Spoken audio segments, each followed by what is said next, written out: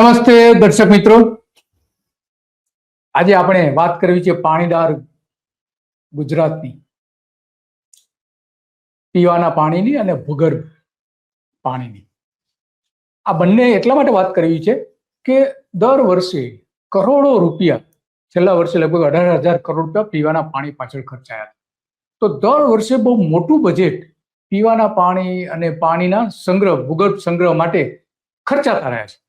અને હવે તો કેન્દ્ર સરકારમાં પણ આપણા ગુજરાતના જ પ્રધાન છે, પાણી પ્રધાન CR પાટીલ, અને આપણા વડાપ્રધાન છે.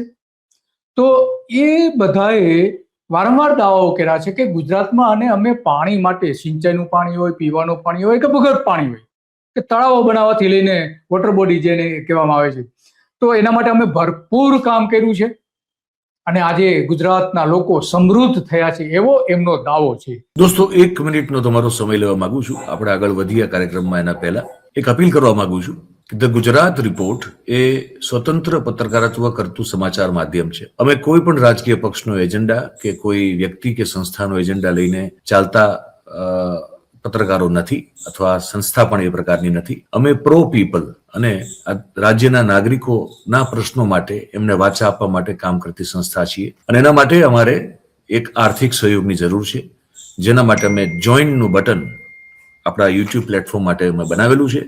આપ સૌને એક વિનંતી છે કે અમારા આ સ્વતંત્ર પત્રકારત્વને આર્થિક સહયોગ આપવા માટે એ જોઈનનું બટન દબાવો અને અમને આર્થિક મદદ આપના તરફથી શક્ય હોય એટલી પહોંચાડવાનો પ્રયાસ કરશો તો અમને આનંદ થશે. Thank you very much. હવે આપણે આગળનો કાર્યક્રમ જે છે એ જોઈએ.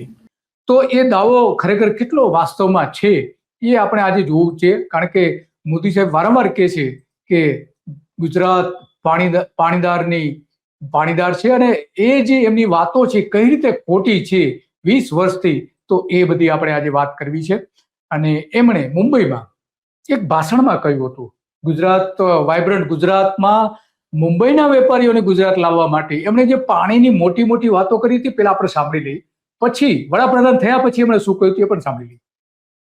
रेन वाटर हार्वेस्टिंग के लिए जन आंदोलन खड़ा किया और इतने कम समय में, पिछले 5 साल में 3 लाख वाटर बॉडीज बनाए, छोटे मोटे 3 लाख, 50 साल में 12,000, 5 साल में 3 लाख. और मैं तो हिंदुस्तान के, अब भारत सरकार का रिपोर्ट है कि मेरे यहां सारे देश में वाटर लेवल नीचे जा रहा है, मेरे राज्य में वाटर लेवल ऊपर आ रहा है.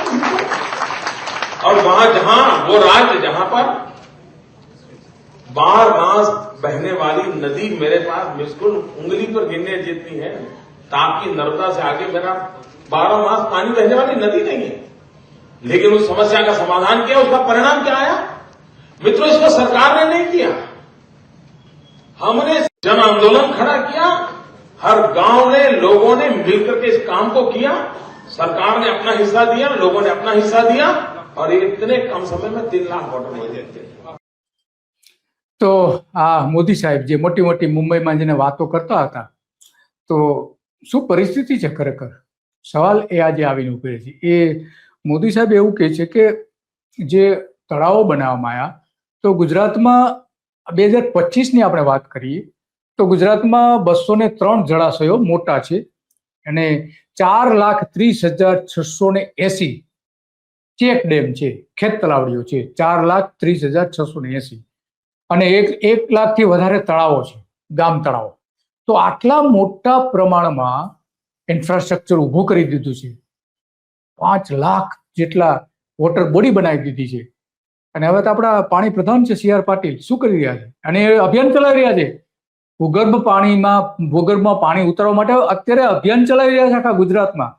તો સરકાર પોતે જ કબૂલે છે કે જે એના અલગ અલગ રિપોર્ટ્સ જે આવ્યા છે એમાં કે 8,250 ગામડાઓમાં જે પાણીની ગુણવત્તા છે એકદમ નબળી છે. 2,791 ગામમાં ફ્લોરાઇડ વાળું પાણી આવે છે, જે ખતરનાક છે. 455 ગામમાં નાઇટ્રેટ યુક્ત પાણી આવે છે, એ તો ફ્લોરાઇડ કરતા પણ વધારે ખતરનાક છે. અને 792 ગામમાં ખારાશ વાળું પાણી આવે છે.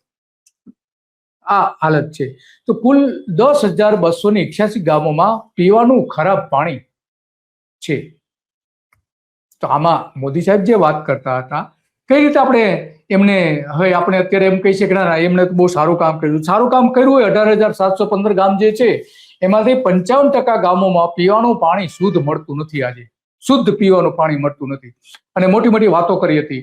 સુજલામ સુફલામ યોજના બનાવી, કરોડો રૂપિયા એની પાછળ ખર્ચવામાં આવ્યા અને એને 5,000 કરોડ રૂપિયામાં કૌભાંડ પણ બનાવ્યું તળાવો બનાવવાનું જમીન વિકાસ નિગમનું. અને એટલા માટે આજે સવાલ ઉભો થાય છે કે ગ્રાઉન્ડ વોટર મોડેલ જે બિલ ગુજરાતમાં 20 વર્ષ જેટલો સમય થયો છતાં તે અંગે નક્કર કામગીરી હજુ સુધી થઈ નથી. 20 વર્ષ થઈ ગયા છે. 2018માં ગુજરાત વિધાનસભામાં રજૂ કરવાયેલા કેકના અહેવાલમાં પણ ભારે ટીકા કરવામાં આવી હતી.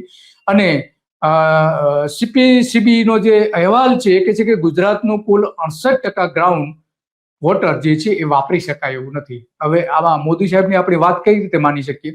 એ સવાલ એ છે. એક સરકારે આના પોતાની પ્રસિદ્ધિ માટે પણ એક ફિલ્મ બનાવી હતી. આપણે પછી જોઈશું. પહેલા જે કેન્દ્ર સરકારે આનો રિપોર્ટ આપેલો છે કે અહેવાલ આપેલો છે કે ભૂગર્ભ પાણી આખા દેશના રાજ્યોમાં કેવા છે, જોઈ લે કેટલા ઊંડા છે.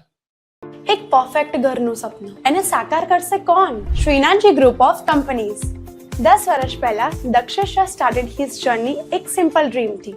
બધાનું ડ્રીમ હોમ બનાવવાનું સપનું, એ પણ અફોર્ડેબલ પ્રાઇસમાં.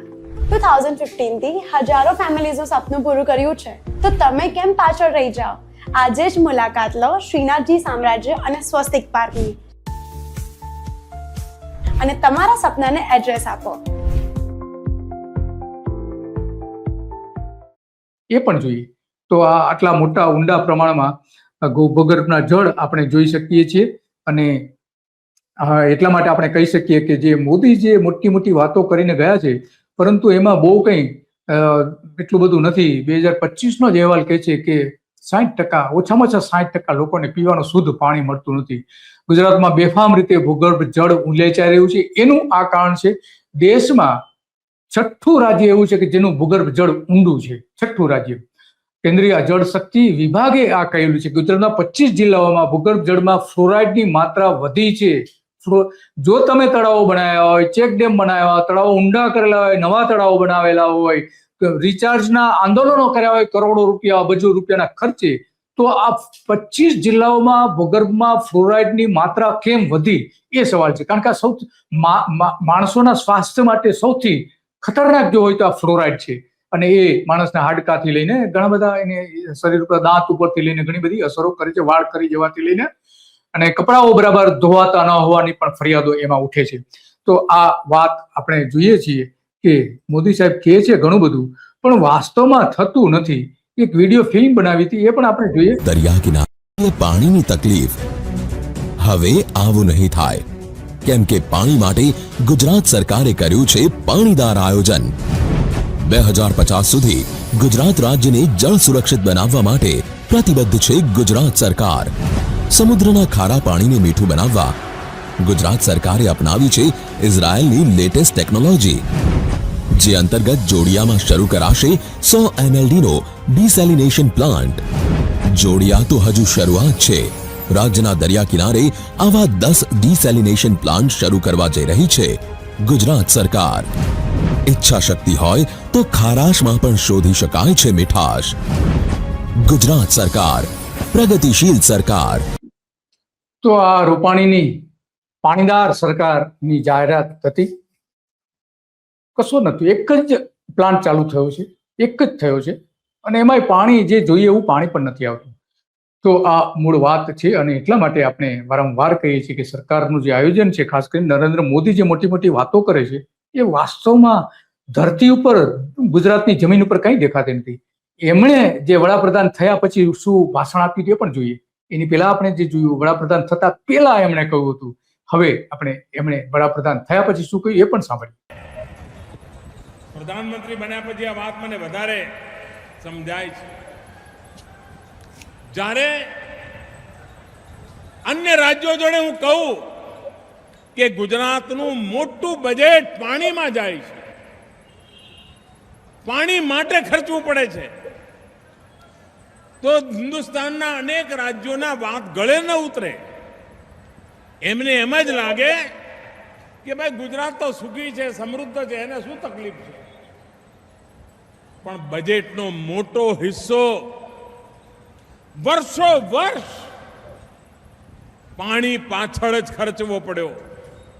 પીવાનું પાણી પહોંચાડવા માટે હજારો ટેન્કરો 12 મહિના દોડતા. એ બરબાદ દિવસો આપણે ભૂલી ન શકીએ. અને જ્યારે કેશુભાઈ પટેલ મુખ્યમંત્રી હતા ત્યારથી લઈને વિજયભાઈ રૂપાણી મુખ્યમંત્રી બન્યા ત્યાં સુધી અમને બધાને જે સેવા કરવાનો અવસર મળ્યો, અમે પાણીને પ્રાથમિકતા આપી. ટીકાઓ થાય તો સહન કરી, બીજા કામો પછી થશે તો.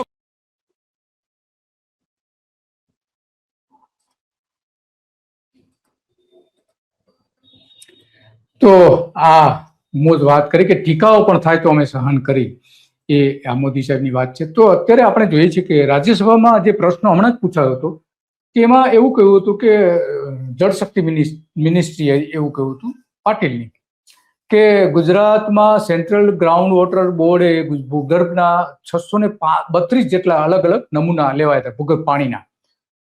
તેમાંથી 88 નમૂના ફ્લોરાઇડની માત્રા હોવાનું રજૂ કરતા હતા. બોલો, આટલા મોટા 25 જિલ્લા એવા છે કે જ્યાં ભૂગર્ભમાં ફ્લોરાઇડની માત્રા 1.5 mg થી વધારે છે. અમદાવાદથી લઈને પોરબંદરથી લઈને ઘણા બધા છે આ બધા જિલ્લાઓ. તો ફ્લોરાઇડના લીધે સાંધા, હાડકા અને દાંત ને ચામડીના અલગ અલગ પ્રકારના રોગ થાય છે. ફ્લોરાઇડયુક્ત પાણી પીવાથી વપરાશથી આ બધા જ જે સવાલો ઊભા થાય છે એ હજુ સુધી દૂર થયા નથી. અને એટલા માટે આજે આપણે નરેન્દ્ર મોદીને એટલા માટે યાદ કરીએ છીએ કે એમની ખોટી વાતો જે હતી એ આજે ગુજરાતની પ્રજા ભોગ બની રહી છે. બસ આજે આટલું કાલચક્રમાં, અને આવી જ બાબતો ઉપર આપણે કાલચક્રમાં રજૂ કરતા રહીશું કે નેતાઓના વચનો કેવા હતા અને વરવી વાસ્તવિકતા કેવી છે એ પણ આપણે બતાવવાનો પ્રયત્ન કરીશું. બસ આજે આટલું. નમસ્તે.